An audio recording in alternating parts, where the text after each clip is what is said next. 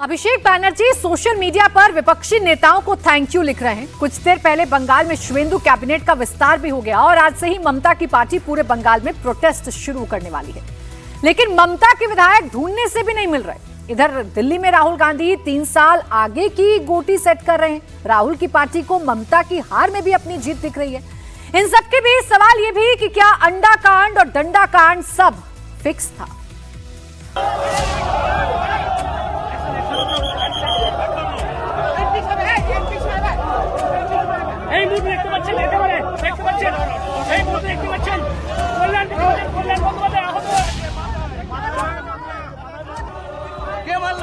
बंगाल में कभी नरमपंथी पॉलिटिक्स नहीं चलती, बंगाल में गरमपंथी सियासत चलती है।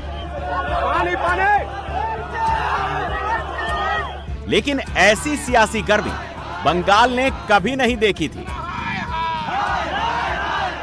अभिषेक बनर्जी पर हमले के बाद 24 घंटे के अंदर अंदर टीएमसी के दूसरे सांसद कल्याण बनर्जी इस तरह जमीन पर तड़पते दिखे।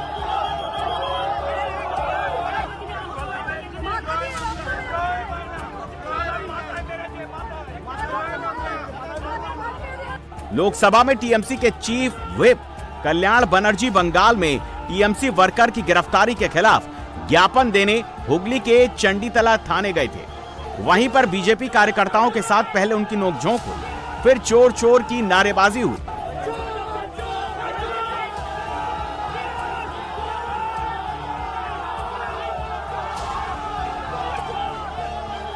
उसके बाद कुछ ऐसा हुआ कि कल्याण बनर्जी जमीन पर गिरकर तड़पने लगे।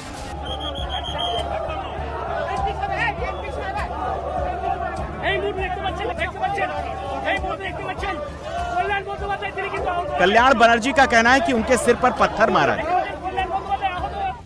Stone was thrown at my head. Kalyan Banerjee ने चोट की जगहें भी दिखाई, हालांकि वहां कोई जख्म या खून के निशान नहीं मिले।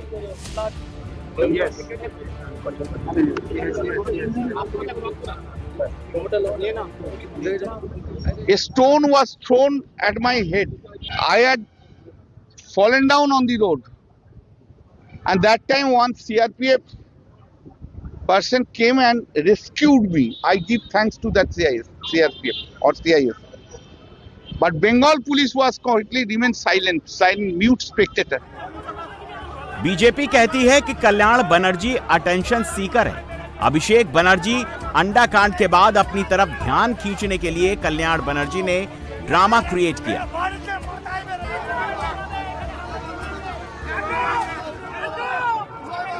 दूसरी तरफ कल्याण बनर्जी कहते हैं कि बीजेपी कार्यकर्ताओं ने उन पर हमला किया।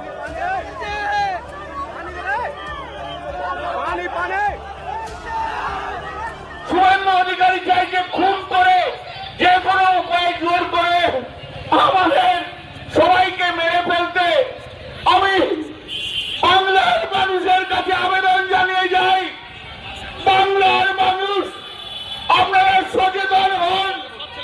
আজ আমায় মারছে, হয়তো আপনি দূর থেকে দেখছেন, কালকে আপনার বাড়ি থেকে এই বিজেপি গুন্ডারা আপনার মেয়েকে যখন টেনে ধরবে সেদিনকে আপনাদের পাশে কেউ থাকবে না।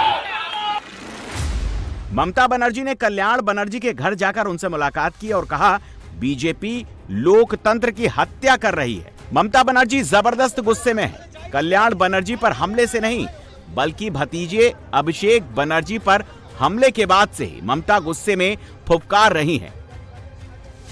ममता कह रही हैं कि बंगाल की बीजेपी सरकार इतनी गिर गई है कि वो कोलकाता के डॉक्टरों को धमकाती है। सरकारी धमकी के बाद ही डॉक्टरों ने अभिषेक बनर्जी का इलाज करने से मना कर दिया। बंगाल के सोनारपुर में अभिषेक बनर्जी पर हमला हुआ।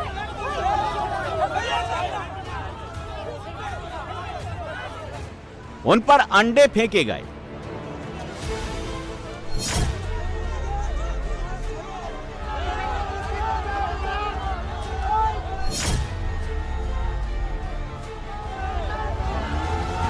पत्थर मारे गए।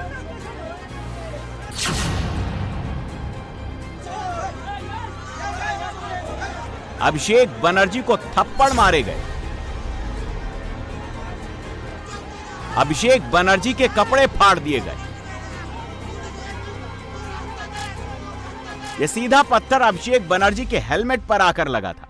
अगर हेलमेट ना होता तो अभिषेक की खोपड़ी खुल गई होती।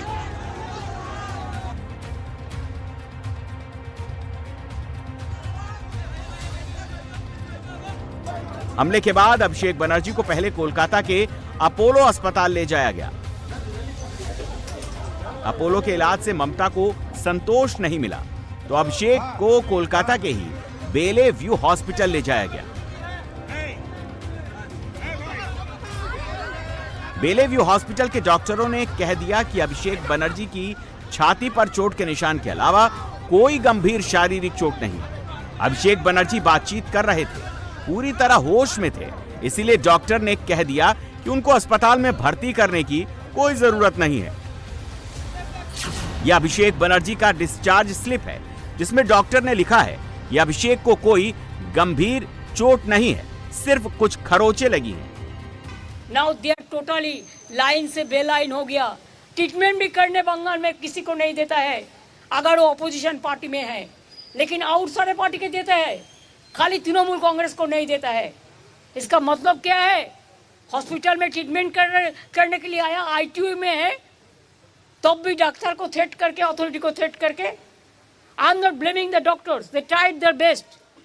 क्यों उसको उधर में थ्रेट किया? और जो डॉक्टर के साथ जब हम बात किया कि इसको ब्लड प्रेशर फ्लक्चुएट कर रहे हैं, वो बोलते इधर में रिकॉर्डिंग नहीं हो रहा है। हमने अगर रिकॉर्डिंग नहीं हो रहा है तो आप उधर में इमरजेंसी में लेके तो मशीन में क्यों दिखा रहा है?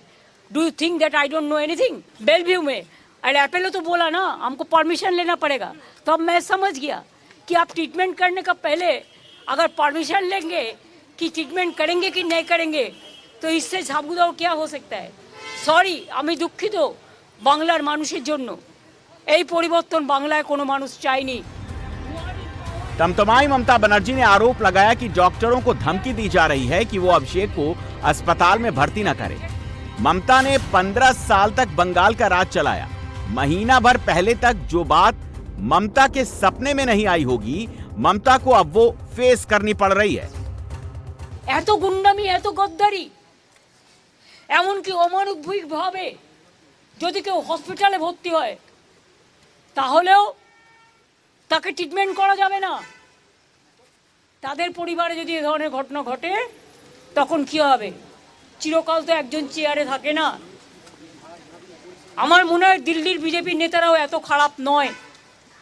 এখানে যা চলছে আর তার মধ্যে সিআইডি দেখাচ্ছে, লজ্জা করে না? একটা মানুষ কষ্ট পাচ্ছে, আপনারা সবাই দেখেছেন কিভাবে মারা হয়েছে। আর যে পাথরটা ছবি আমাদের কাছে এসছে, যদি ছুটতো আর ওই লোকাল ছেলেরা যদি একটা হেলমেট না দিত ওর মাথায়, তাহলে স্পট ডেথ হয়ে যেত। আর সেখানে মজা করছে, চ্যাংড়ামা হচ্ছে। কিসের সিআইডি? পুলিশকে তো ইনফরমেশন দেওয়া হয়েছিল, তা সত্ত্বেও পুলিশ কি করে? এবং তারা লোকাল পিপুল নয়, আউটসাইডারদের বাইরে থেকে ভাড়া করে নিয়ে আসা হয়েছিল। কি জবাব দেবে পুলিশ?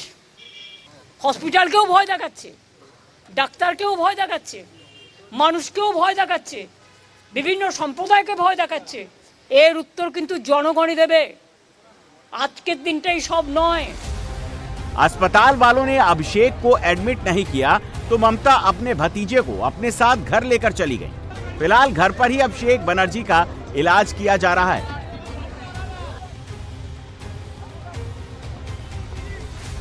यहीं पर सीन में राहुल गांधी की एंट्री हुई। राहुल का फोन ममता बनर्जी के पास पहुंचा। देखिए, राहुल गांधी ने मेरे को फोन किया था।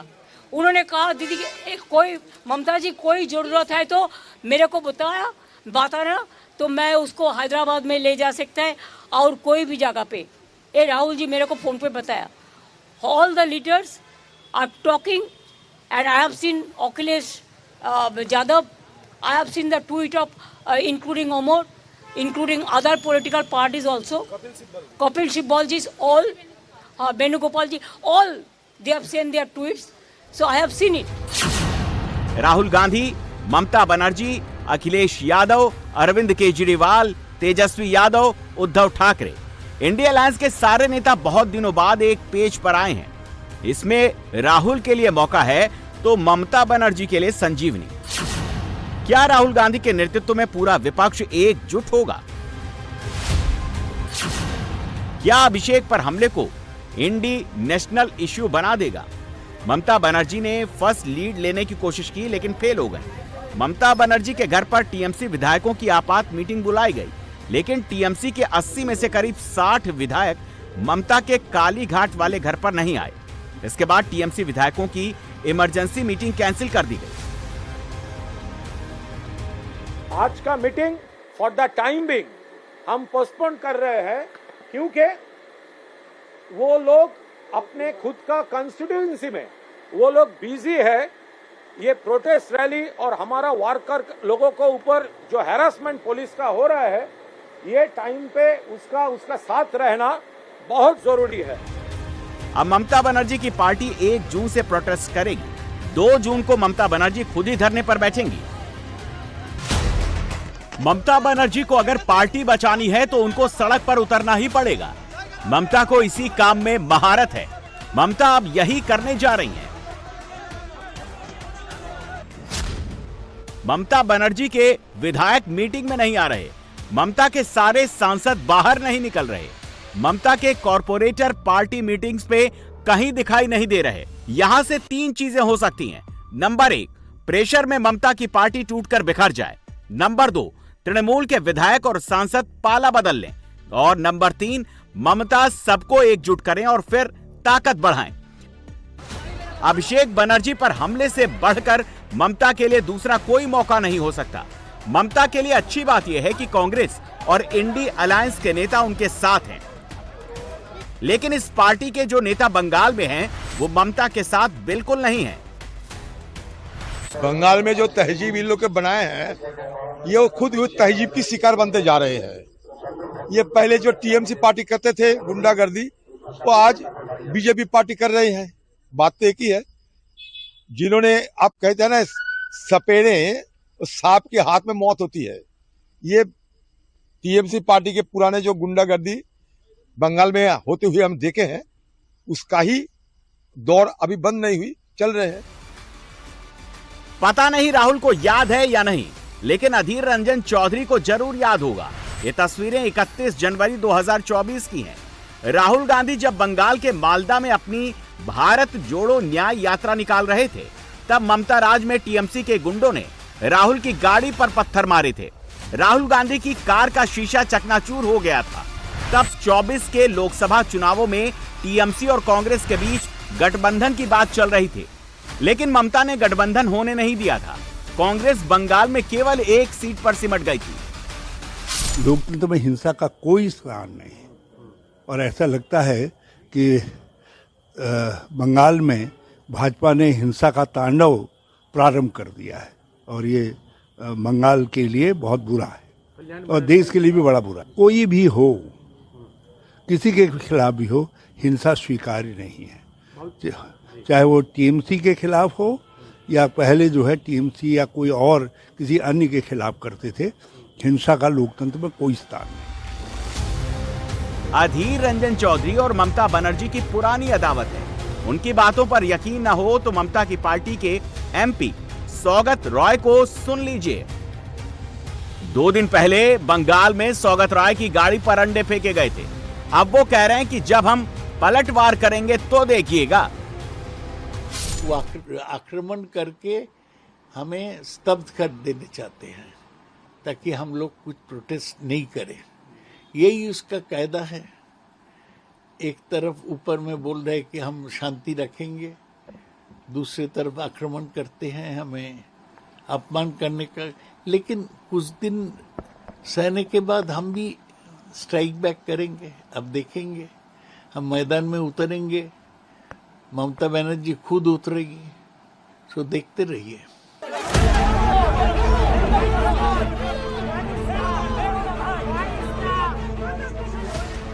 तो क्या बंगाल में बदला पॉलिटिक्स इसी तरह चलती रहेगी?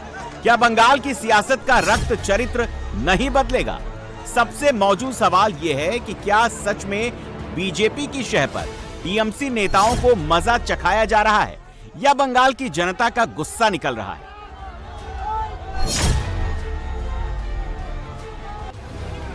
बंगाल में ये वीडियो वायरल है। अभिषेक बनर्जी पर हमले से पहले सोनपुर की कुछ महिलाएं हाथों में अंडे लेकर अभिषेक बनर्जी का इंतजार करते दिख रही थी।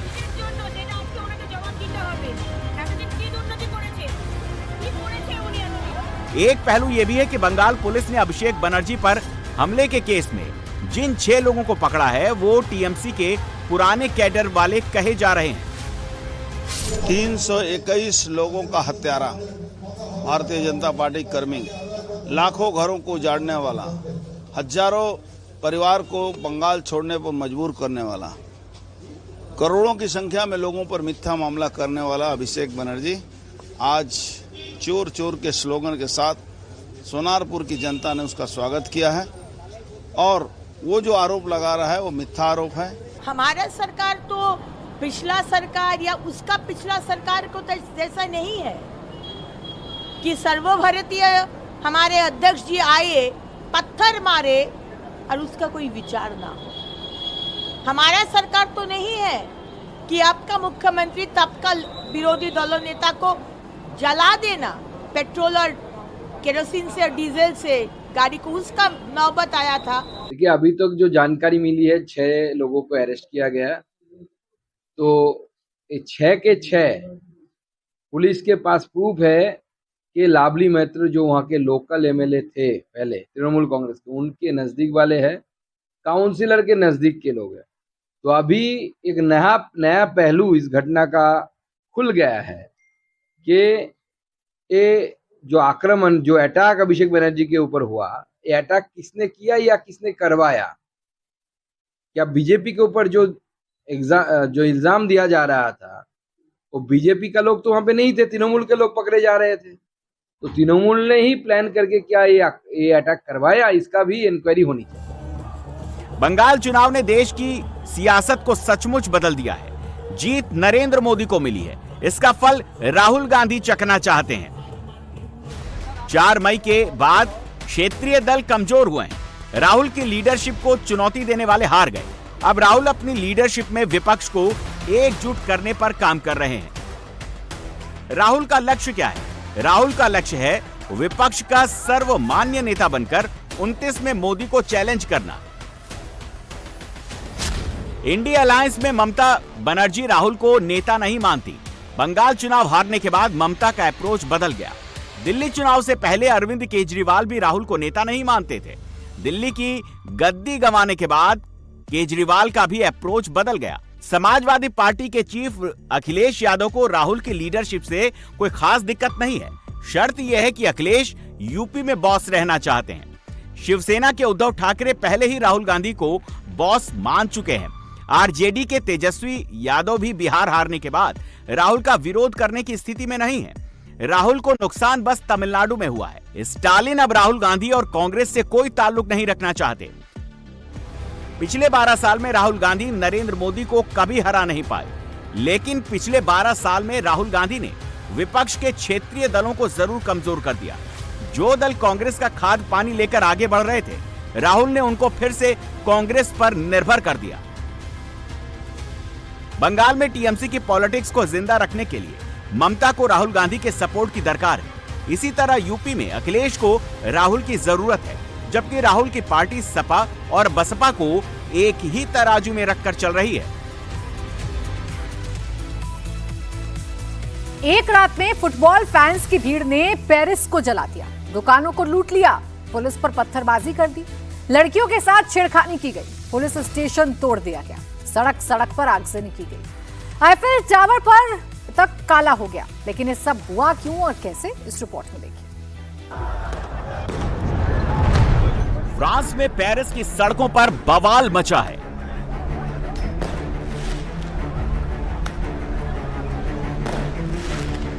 पेरिस की सड़क पर भीड़ हिंसक हो गई है।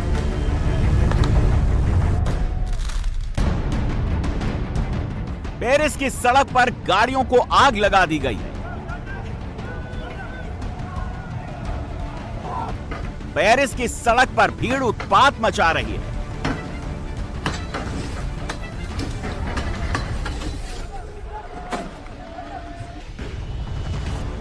पेरिस की सड़क पर पुलिस के सामने पटाखे चलाए जा रहे हैं।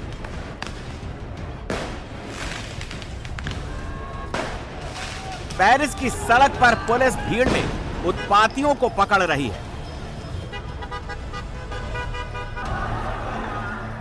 पेरिस में सड़क पर भीड़ कार में तोड़फोड़ कर रही है।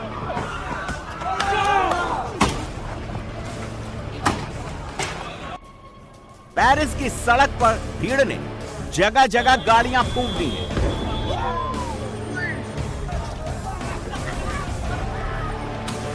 पेरिस की सड़क पर भीड़ को पुलिस दौड़ा रही है।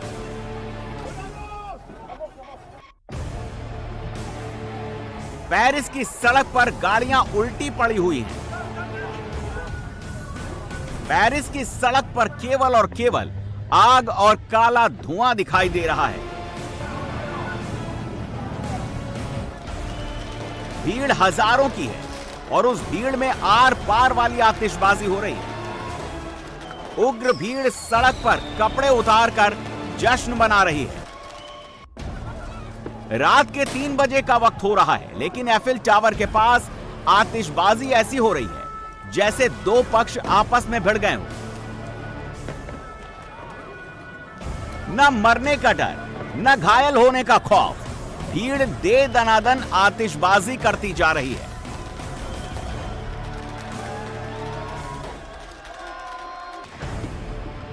भीड़ को रोकने के लिए पुलिस गोले दाग रही है। रात के 2:30 बजे देखिए सड़क पर भगदड़ मच गई।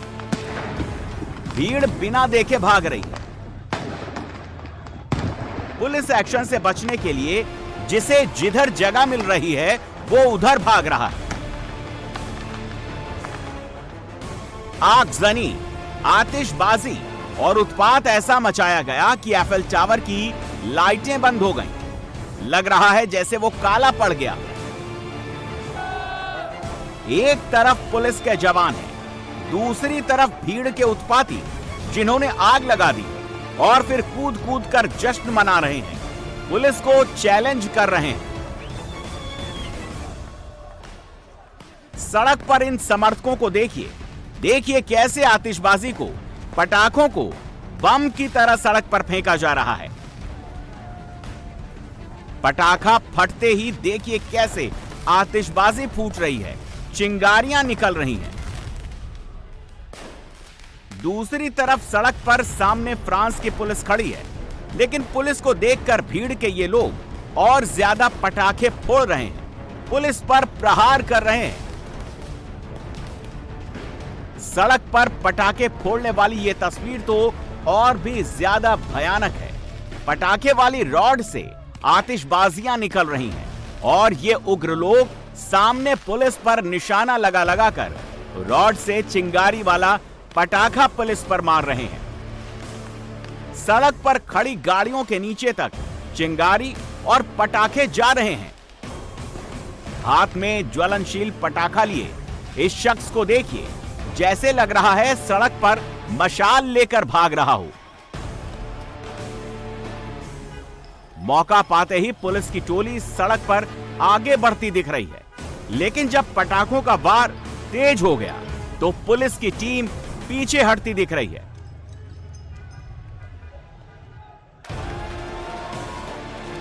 सड़क के चौराहे पर हजारों की भीड़ इकट्ठा है। 2-3 तो ट्रैफिक बत्ती वाले खंबे पर चढ़ गए हैं और जश्न मना रहे हैं। आगजनी की यह तस्वीर देखिए, पेरिस की सड़क पर भीड़ बेतहाशा भाग रही है। उग्र भीड़ ने जश्न की आड़ में दर्जनों साइकिलों को फूंक दिया है। पीछे पीछे पुलिस है, आगे आगे भीड़ भागे चली जा रही है।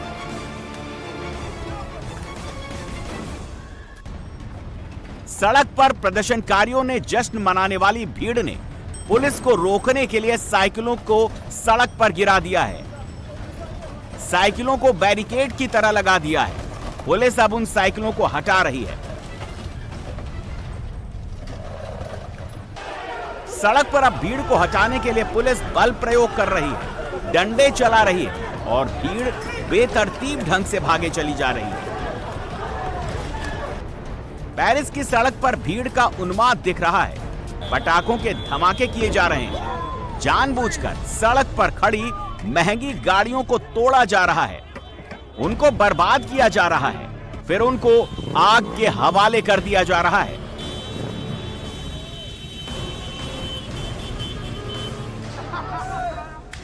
दुकानों को लूटने के लिए उनको लोहे की रॉड से तोड़ा जा रहा है।